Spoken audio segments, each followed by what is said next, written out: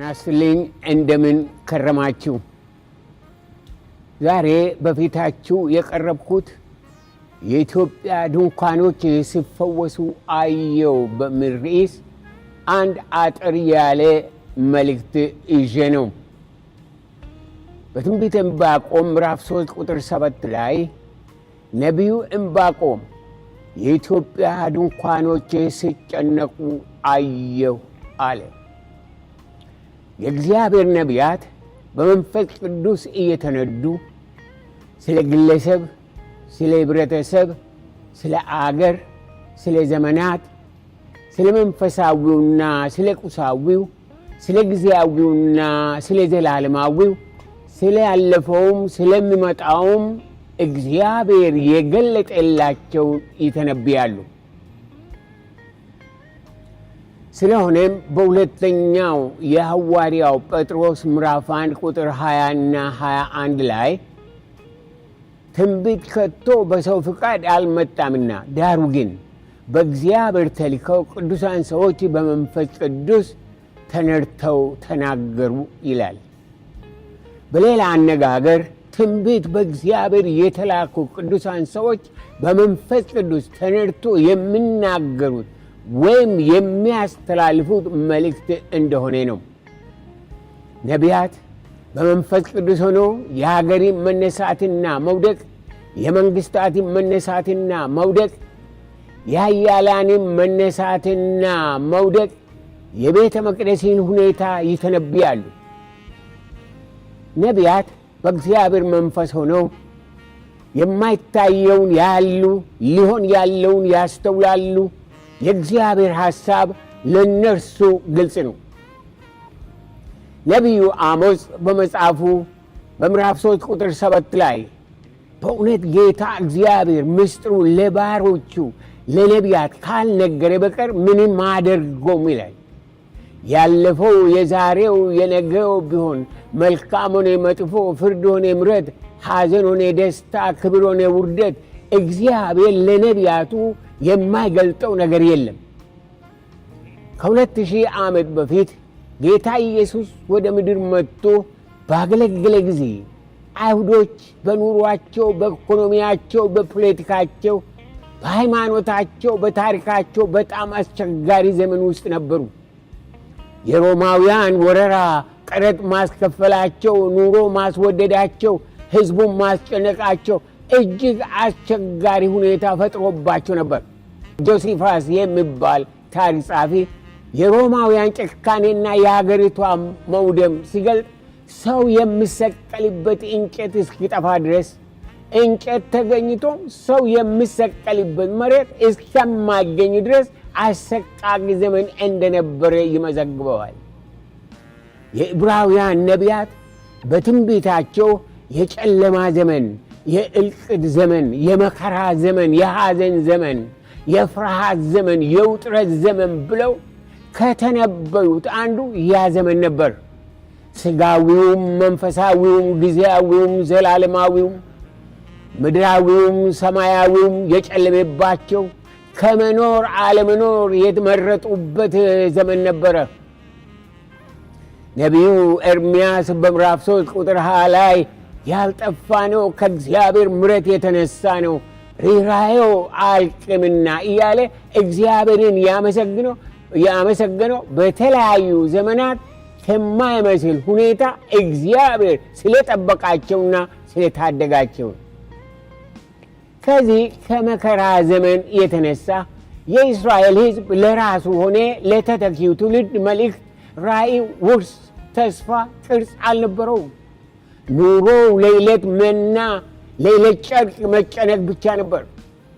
የአይሁድ ነቢያት ስለ እርሱ የተነበዩት አሕዛብን ይረግጣል፣ ሕዝቡን ነፃ ያወጣል፣ የምድሪቷን ክብር ይመልሳል ብሎ ለዘመናት የጠበቁት መሲህ የናዝሬቱ ኢየሱስ የተወለደው ያደገው አገልግሎቱን የጀመረው በእንደዚህ አይነቱ ሁኔታ ውስጥ ነበር። እርሱ አገልግሎቱን ሲጀምር ህዝቡ እንዳሰበ አላሰበም፣ እንዳየ አላየም፣ እንደጠበቀም አልሆነም፣ እንደፈራ አልፈራም፣ እንደተረዳ አልተረዳም። ከህዝቡ አንጻር ችግር የሚመስል ለጌታ ችግር፣ እጦት የሚመስል ለጌታ እጦት፣ ወረራ የሚመስል ለጌታ ወረራ፣ ውድቀት የሚመስል ለጌታ ውድቀት አልነበረም።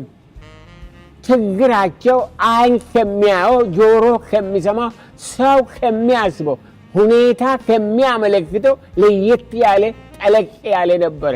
ችግራቸው መንፈሳዊ ነበር። ከእግዚአብሔር መለየታቸውና እጅግ አስቀያሚ የነበሩ ጣዖቶቻቸው ነበር ችግራቸው። ስለሆነም ለፖለቲካ ክፍሉም፣ ለተራማጅ ክፍሉም፣ ለሃይማኖት ክፍሉም እጅግ ግራ የሚያጋባ ወቅት ነበር። ለነበረው ሆነ ለሚመጣው ትውልድ፣ ለአይሁዶች ሆነ ለሌላው ዘር በሙሉ ሰው ወደ ማስተዋል፣ ወደ ነፃነት፣ ወደ ብልጽግና፣ ወደ ክብር የሚደርሰው የእግዚአብሔርን መንግሥት በማስቀደም ነው ብሎ የእግዚአብሔርን ወንጌል ሰበከላቸው። እንዲሁም የአይሁዶች ችግር እንደ ጌታ ኢየሱስ ትምህርት ሮማውያን ከመምጣታቸው በፊት የነበረ፣ እንዳውም ለእነርሱ ወረራ ምክንያት የሆነው ታሪካዊና ጥንታዊ ችግር እንደሆነ ወደ ብርሃን አወጣ።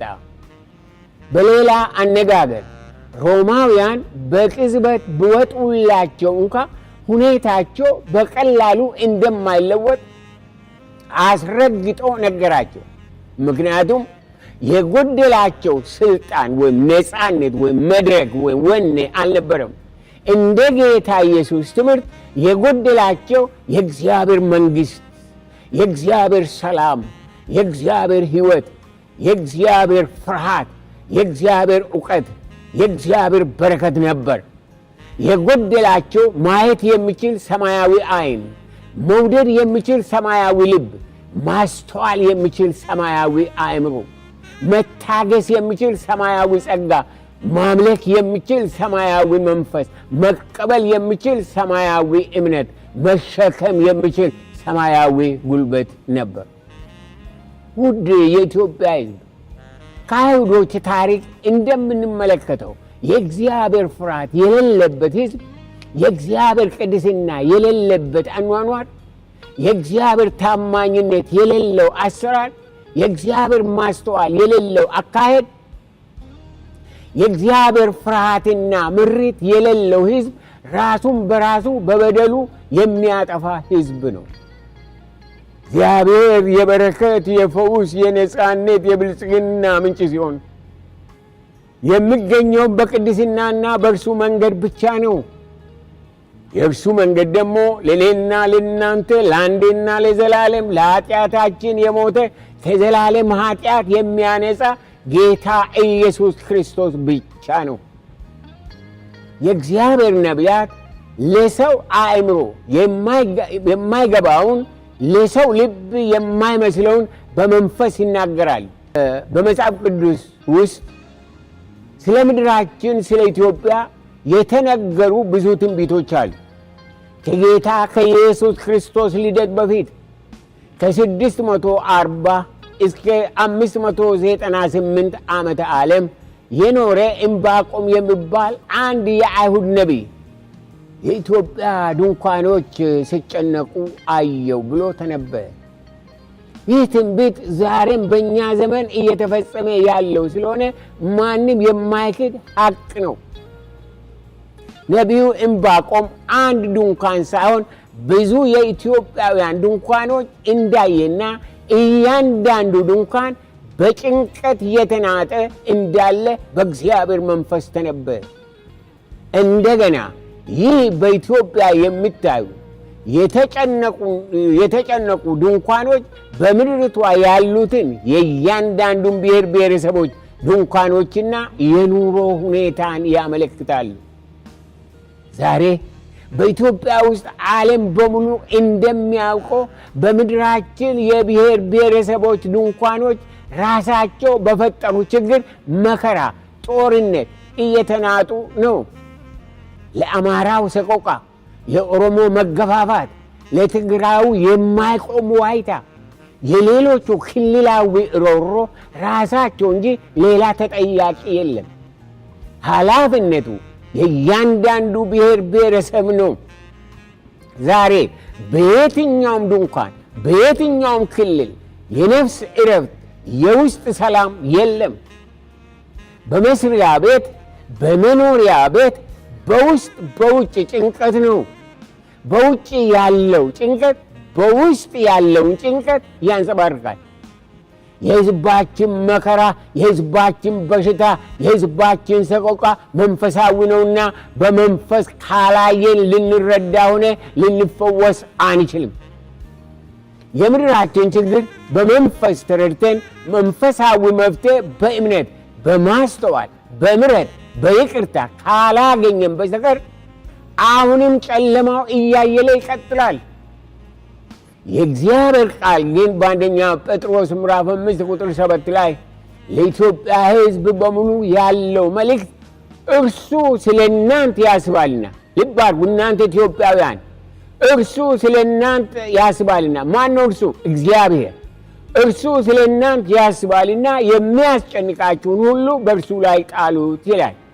ዛሬ አንድ ማወቅ ያለብን መቻል ያለብን ጭንቀታችንን በእርሱ ላይ መጣል ነው። ነገራችንን በእምነት ወደ ጌታ ስናመጣው አንድ ቀን በድንኳን መንከራተት ቀርቶ ድንኳኖቻችን በሰላማዊ ቪላ ይተካሉ ብዬ አምናለሁ። በነጮች አቆጣጠር በግንቦት ወር 1997 ስለ ምድራችንና ስለ ሕዝባችን ያየሁት ራእይ ምንጊዜም አይረሳኝም። የሰሜን አሜሪካ ያለን የመጋቢዎች ኅብረት እኔ በማገለግልበት ቤተ ክርስቲያን ዓመታዊ ስብሰባ ነበረው። በቤተ ክርስቲያን ውስጥ የመጨረሻውን ቀን አገልግሎት እየተሰጠ ያለ በመንፈሴ አንድ ነገር ማየት ጀመርኩ። ያየሁት በመንፈስ እንደተረዳሁት የታመመ ማይፀን ነው። እኔ ሐኪም ስላይደለው ማይፀን ምን እንደሚመስል አላውቅም። ሆኖም በመንፈሴ የነበረው ማይፀን እንደሆነና ያም ማይፀን የኢትዮጵያ ማይፀን መሆኑን በመንፈሴ ተረዳሁ። እስከዛ ቀን ድረስ አገር ማይፀን እንዳላት አላውቅም ነበር። በኋላ ትርጉሙ ስመጣልኝ የሀገር ማይፀን ጤና ከሆነ ጤናማ ትውልድ እንደሚወለድ፣ የሀገር ማይፀን በሽተኛ ከሆነ በሽተኛ ትውልድ እንደሚወለድ በመንፈሴ አስተዋል። ሕዝባችን ለራሱ ሆነ ለሌላው ጤናማ ነገር ያየበት ዘመን እምብዛም ነው። ውስጡ በጥላቻ በንቀት በኩርፊያ በዘረኝነት በምቀኝነት በቅናት የታመመ ሕዝብ ነው። ምንም ጥያቄ የሌለው ማንም የማይክድ ሁላችን ታምናል። እናንተ ታማችኋል። በታመመ ማይፀን የተጸነሰ ከታመመ ማይፀን የተወለደ ለማንም ጤናማ አመለካከት ሊኖረው አይችልም። በምድራችን ባለመድኃኒቶች፣ ቤተ ክህነት፣ ቤተ ክርስቲያን፣ የኢትዮጵያ ሕዝብ በሙሉ የታመመበት የኃጢአት በሽታ አለ። ከብዙ ዘመናት በፊት በኢትዮጵያ ድንኳኖች ጭንቀት እንዳለ ያየው አንድ ነቢይ ብቻ ነበር። ዛሬ ግን የዓለም ሕዝብ እያየና እየተገረመ ነው።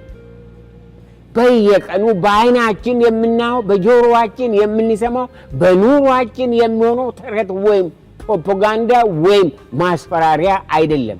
በእውነት ጭንቀት በድንኳኖቻችን እንዳለ ያመለክታሉ። በሰው ኃይል፣ በሰው እርዳታ፣ በሰው መድኃኒት መነቀል የማይችል በመንፈሳችን፣ በነፍሳችን፣ በስጋችን፣ በጓዳችን የኃጢአት መርገም አለ።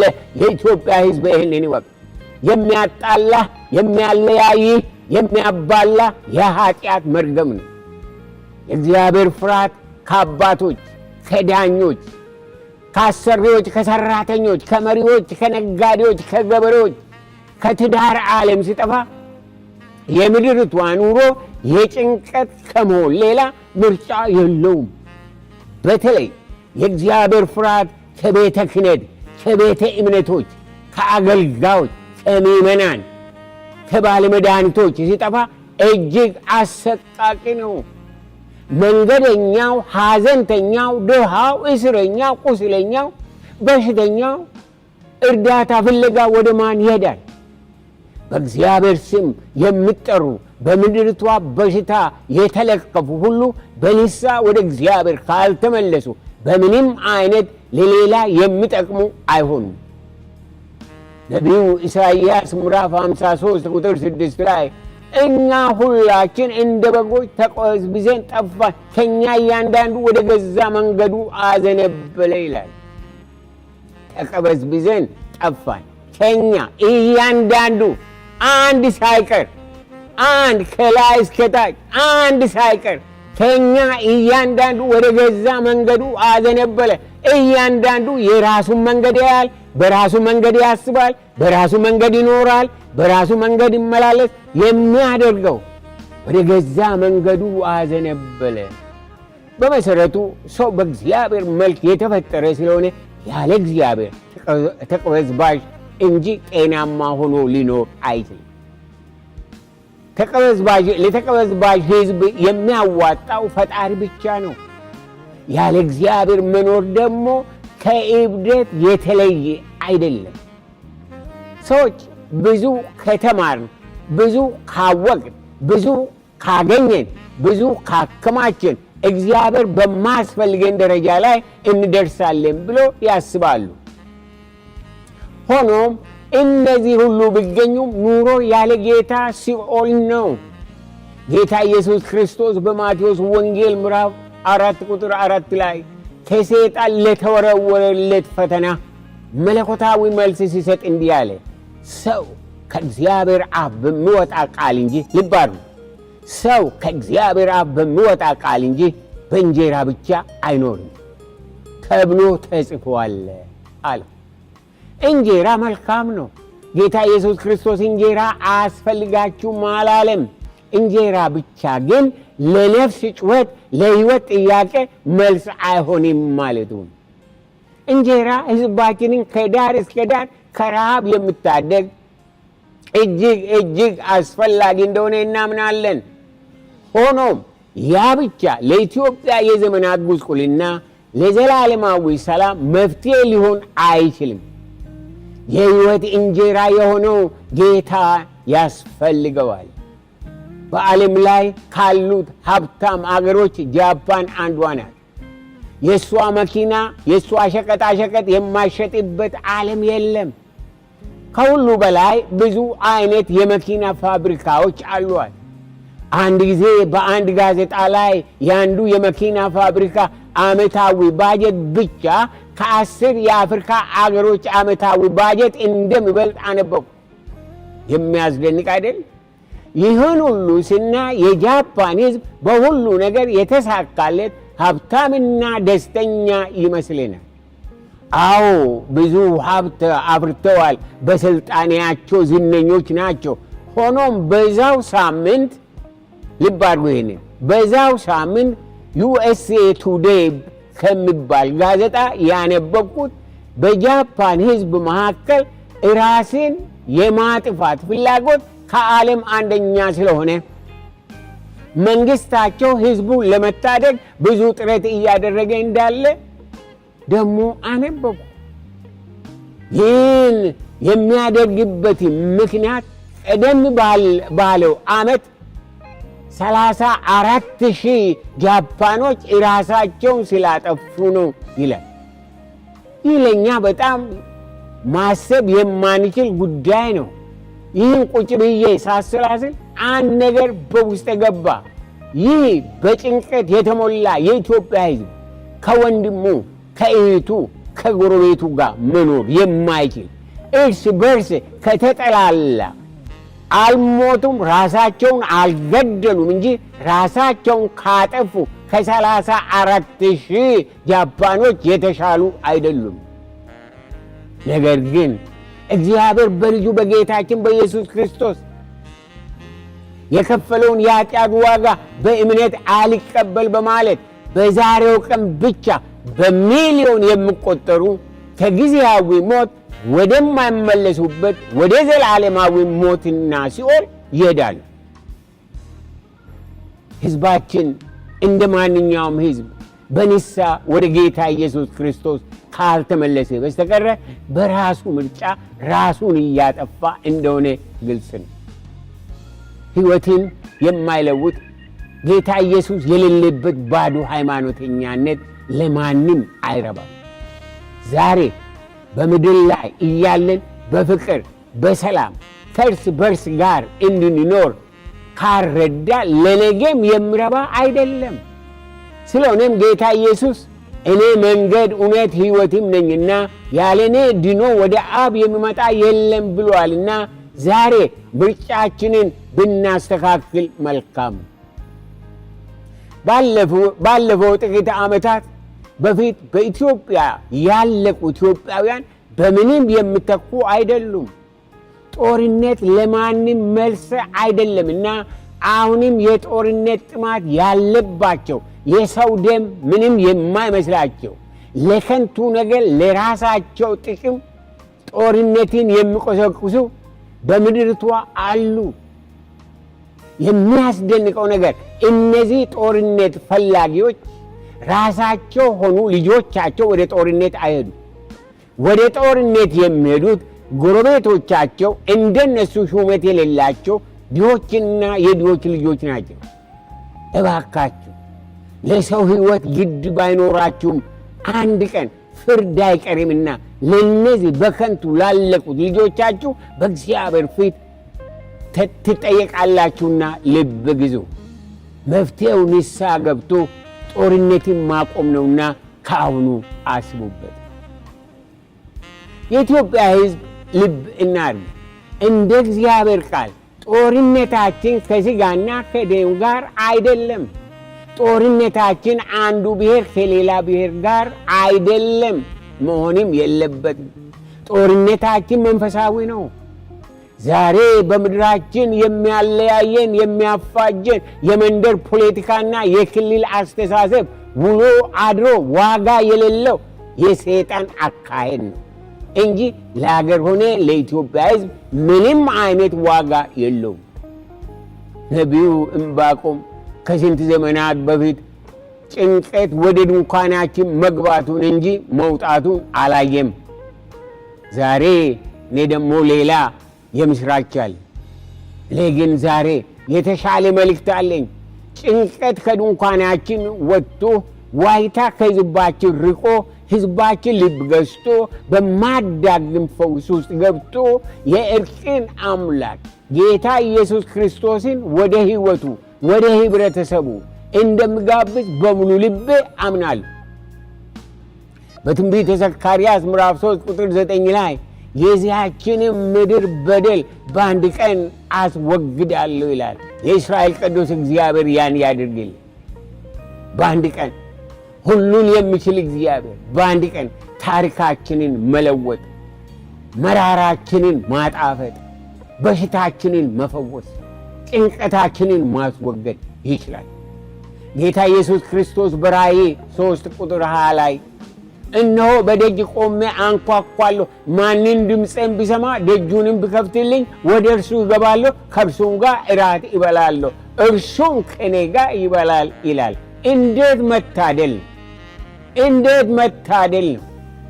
ጌታ ኢየሱስ ክርስቶስ ለእርቅና ለሰላም የእያንዳንዱን የኢትዮጵያውያንን ብሔር ብሔረሰቦች በር እያንኳኳ አስገቡኝ፣ ላስታርቃችሁ፣ ሊፈውሳችሁ፣ ሊባርካችሁ እያለን የኢትዮጵያ ሕዝብ ወደ ፈጣሪው ተመልሶ ከጭንቀቱና ከጨለማ ወጥቶ በሰላም ከእርስ በርስ ጋር የሚኖርበት ዘመን በደጅ ነው።